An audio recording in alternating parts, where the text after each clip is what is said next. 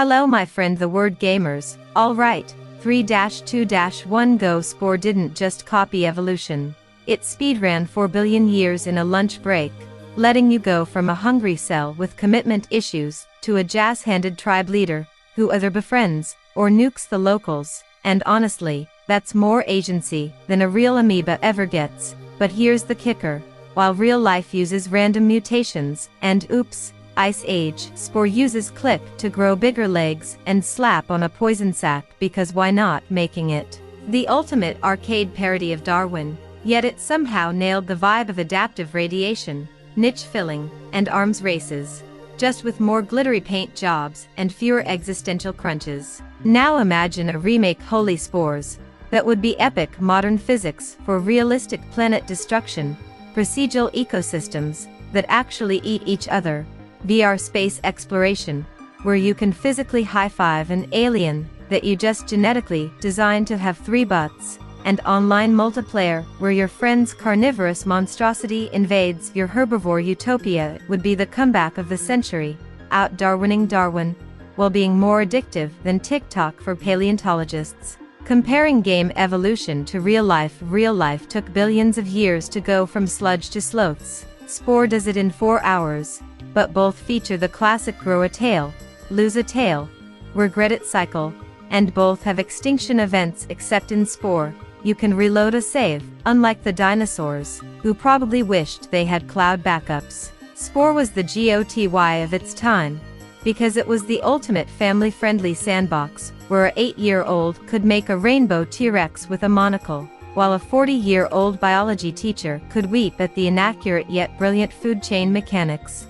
And it blended exploration, creation, and chaotic diplomacy so seamlessly, that even your mom, who hates games, would end up designing singing flowers for hours. It literally planted the seed for every open-world creature collector, and space explorer. Since, and let's be real, No Man's Sky owes its entire infinite planets shtick to Spore's space stage, except Spore did it with worse graphics, and more goofy alien burps, proving that heart beats pixels any day. So yeah, Spore was the quirky, flawed, beautiful mutant that taught us evolution is messy, remakes are a wet dream. And if you ever feel useless, just remember that real-life turtles still can't evolve jetpacks, but in Spore, yours totally can, and that's why it's legendary. Boom! That was your intro. Now go evolve something ridiculous. Alright, buckle up, because we're going full Darwin on caffeine here. Let's break down each stage of Spore, and pit it against real-life evolution, with all the glorious nonsense in between. Cell stage, the slurp or be slurped era. In real life, you had single-celled organisms bumping into each other for millions of years, slowly figuring out photosynthesis, or eating each other's faces. In Spore, you do that in 5 minutes, but with a cute little blob that can sport eyeballs before it even has a spine. Real evolution, I must develop mitochondria for energy. Spore evolution, I'll eat this green pellet and suddenly grow a spike because why wait? It's basically Pac-Man if Pac-Man had delusions of grandeur. But credit where it's due, both real and game cells follow the eat or get eaten rule. Except in real life, you can't restart after being digested by a bigger blob. Sad trombone. Creature stage, the walk, bite, or flirt phase. This is where Spore goes full National Geographic on a sugar rush. You grow legs, a mouth, maybe some wings, and you decide, am I a friendly dancer, or a murder hobo with claws? Real evolution, creatures spent eons adapting to niches, growing fur for cold, or long necks for tall trees. Slow, painful, trial and error. Spore, you slap on a giant hammerhead and call it a day. Real life, wolves hunt in packs with complex social coordination. Spore, you and your 3 ugly buddies do a synchronized dance to befriend a herd of purple giraffes. And it works. But here's the eerie parallel, both reward specialization go too balanced, and you're mediocre. Go full carnivore, and you better be fast, or your lunch. Spore just lets you do it with more disco moves. Tribal stage, let's form a band, or a war party. Real-life tribes took thousands of years to develop language, tools, and agriculture, slowly moving from nomadic to settled, with all the drama of whose cave is this? SPORE compresses that into 20 minutes of giving your tribe instruments or spears, then either serenading your neighbors or setting their huts on fire. Real evolution, cooperation, and competition shaped human brains. SPORE, you literally click a button to make your tribe play a didgeridoo until the other tribe loves you. It's absurd, but it nails the core truth: social strategy matters more than raw strength. Also, real-life tribes didn't have giant glowing emoticons over their heads to show mood, thank goodness, because my ancestors would have been permanently civilization stage. Capitalism, but with more explosions. Real-life centuries of empires, trade routes, religious wars, and industrial revolutions, messy, bloody, and full of paperwork. SPORE, you pick a vehicle type: economic, military, or religious, and conquer cities by either buying them, bombing them, or converting them with giant flying pizza-shaped propaganda. It's like civilization on 4x speed, with less Gandhi nuking, and more our holy rollers are better than your holy rollers. The parallel? Both real and game civilizations thrive on resource management and technological upgrades, but in real life, you can't just respawn a tank in 3 seconds. Also, real-life leaders never got to paint their entire empire in neon green just because it looked cool. Missed opportunity. Space stage. No Man's Sky. Before No Man's Sky. This is the big one. Real-life space exploration? We've barely left our own lunar backyard, and we're still fighting over rocket fuel budgets. SPORE, you get a UFO, zoom across a galaxy with 500,000 stars, terraform planets, abduct species, and play interstellar diplomat, while dodging the Groks, a cyborg race that hates everyone. It's Star Trek if Kirk had ADHD, and a terraforming tool. The evolution parallel here is cultural, just like real life. You spread your species' influence, adapt to alien environments, and face existential threats. Looking at you, asteroid events. But SPORE lets you literally buy a planet-sized health pack, so realism takes a backseat, while you laugh maniacally. Why the comparison works? Real evolution is slow, unforgiving, and random.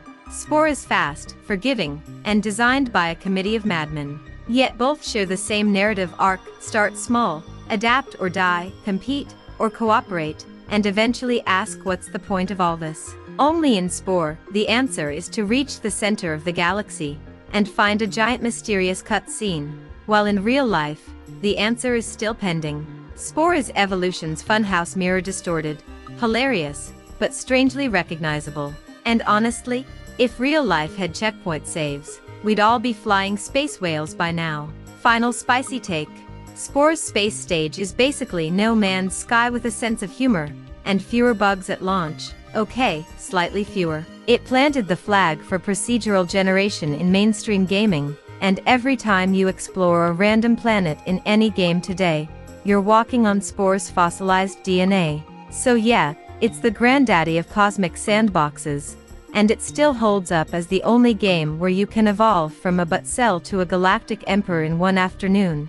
All while your mom asks, is that a fish or a potato? Oh man, a SPORE remake in 2026 or 2027 wouldn't just be cool, it would be the gaming event of the decade.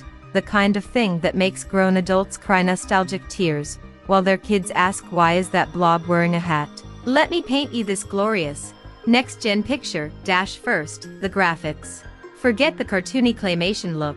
As much as we loved it, imagine photorealistic cells with subsurface scattering, each organelle glistening like a medical diagram on steroids. Creature stage? Your abomination now has ray-traced fur, dynamic muscle deformation, and wet noses that reflect the environment, because yes, your three-eyed, tentacle-mouthed monstrosity deserves to look stunning while it eats a smaller, equally gorgeous monster. And planets? Procedural generation with actual ecosystems, trees that grow in real time, weather systems that affect behavior, and oceans with wave physics that would make wave race jealous. You could zoom from a single bacterium to a galactic spiral and never see a loading screen. Chef's kiss.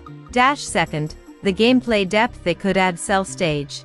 Now with real chemistry, you absorb DNA fragments to unlock actual evolutionary traits, not just spike or no spike. Want photosynthesis? You gotta find sunlight zones. Want to be a predator? You better develop rudimentary eyes first. It's still arcadey, but now it's arcadey with a biology textbook on speed dial. Creature stage full pack AI. Your allies remember your actions, hold grudges, and can betray you if you're a bad leader. Also, mating isn't just dance and pop out an egg. Now you have to court with environmental gifts, build nests, and raise offspring that inherit your specific limb lengths and color patterns. Realism? A bit. Hilarity? Absolute, when your kid grows a third leg and trips over it. Tribal stage. Now with dynamic diplomacy, you can form alliances that actually matter, trade resources, and even assimilate other tribes' technologies. Or you can just go full Genghis Khan with real-time tactical combat, flanking maneuvers, and war cries that you can customize with your own microphone. Imagine screaming for the blob and your tribe charges. GOTY right there. Civilization stage. Give us a city builder hybrid. Zone your metropolis. Manage pollution. Research actual tech trees, not just better canon, and deal with internal politics. Your own citizens might revolt if you paint everything neon green again. And vehicles? Fully customizable down to the engine sound.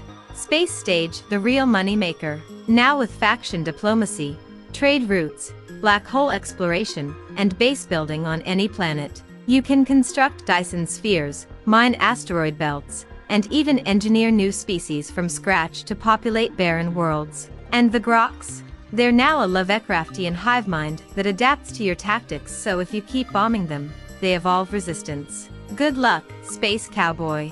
Third, the multiplayer. Forget single-player isolation.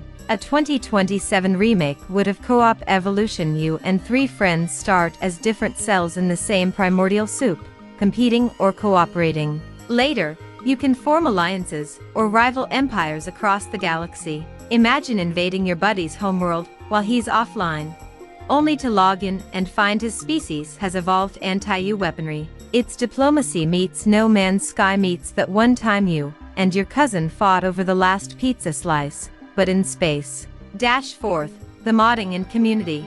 With modern tools, players could create entire biomes, new creature parts, custom missions, and even full narrative campaigns. Steam Workshop integration means within a month, someone's already made a Star Wars total conversion, another's made Pokemon, but with evolutions that actually make sense, and a third Madlid has recreated Earth with 1:1 scale, and put dinosaurs everywhere. The community would explode, and Maxis/EA would be sitting on a gold mine of user-generated content that keeps the game alive for decades. Fifth, the epic factor. Imagine a galactic war mode where thousands of player-created empires clash in real time, with giant space battles that look like Ender's Game meets Michael Bay. Imagine terraforming competitions where you sculpt continents and oceans to win most habitable planet awards. Imagine creature fashion shows. Yes, I'm serious, where you parade your ridiculous abomination on a runway for other players to vote on. And the winner gets a custom asteroid named after them. That's not a game, that's a lifestyle. Finally, why 2026/2027 is the perfect time. Hardware will be beefy enough to handle massive procedural galaxies with near-infinite detail. AI advancements could generate unique alien languages and behavioral patterns that feel genuinely alien, not just angry red guy and friendly blue guy. And VR? Oh baby, imagine first-person creature mode, where you literally feel the stomp of your T-Rex legs, or the slither of your snake body. Motion controls for crafting, voice commands for tribal chanting. Sign me up yesterday. But here's the catch. A remake would need to keep the soul, the goofy charm, the who cares if it's accurate attitude, the sheer joy of slapping an elephant trunk on a fish and calling it evolution. If it gets too serious, it loses the magic. If it stays too silly, it misses the chance to wow us. The perfect remake would be 70% lovingly faithful, 30% holy crap, I can't believe they did that. And honestly, if they announced it tomorrow, I'd pre-order the Ultimate Galactic Collector's Edition, which better come with a plushie of my first creature, a star map poster, and a physical DNA helix stress ball. Because Spore isn't just a game, it's a time capsule of childhood wonder, A middle finger to hardcore realism, and the only place where you can evolve from a speck to a god, and then accidentally blow up your own planet, because you misclicked. So yeah, 2026 or 2027. Take my money, give me the blob, and let's evolve together. Just please keep the option to make your creature walk like it's having a seizure. That's non-negotiable.